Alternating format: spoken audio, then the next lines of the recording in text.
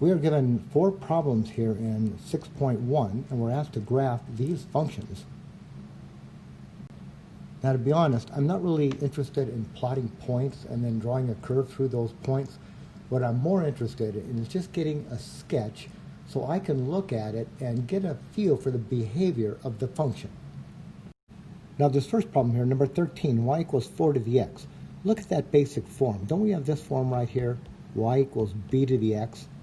And that is the basic exponential function, where in this case the base is bigger than 1, so I know it's a growth function. So we have greater than 1, right? 4 is bigger than 1, so we're going to graph it like this, x and y, and the curve looks like this, right? They all have, that growth functions all have that basic shape. And when x is 0, right? When x is 0, what do you get? Up here, when x is 0, 4 to the 0, that's a 1. So these curves, these basic exponential curves, pass through 1 on the y-axis. And now I got enough information here. I can get a feel for this curve. What's it doing here? As the x values increase, as the inputs gets bigger, what are the outputs doing? Well, they're increasing, but they're even increasing more quickly. So I would say as the inputs increase, the outputs are increasing at an increasing rate. Now, in problem number 15, we don't really have the basic form anymore. What we have is more of a general form, y equals a naught times b to the kx. And what do you know about a naught? That's the start value. That's the multiplier of the base. Well, that over here is really a 1. So when I look at this, I kind of see through it. I see it like this. 1 times 3 to the negative 1x. Right, I'm just drawing everything in. So I know the basic form, right, the general form. The general form looks like this.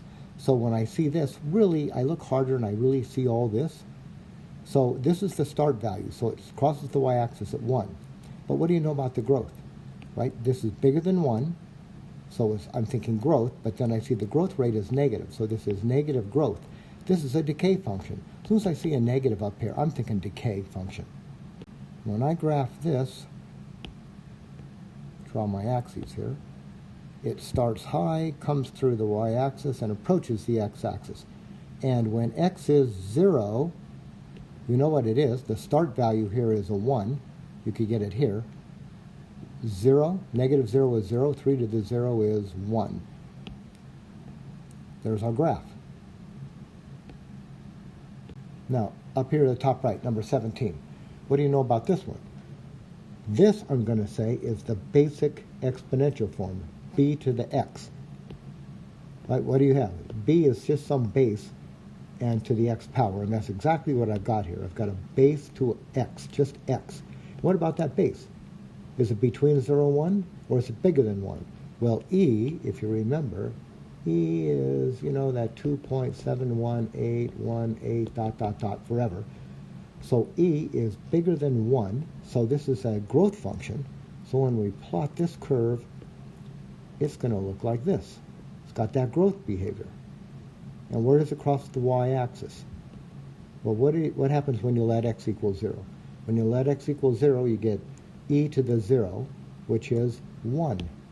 There's that basic exponential function behavior again.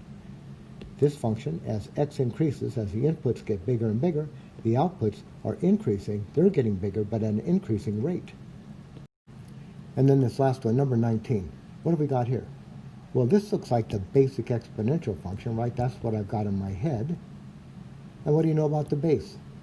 Well, the base here is between 0 and 1. So this is a decay function. So when we draw this, it's going to have that decay behavior just like this. And when x is 0, this is a 1.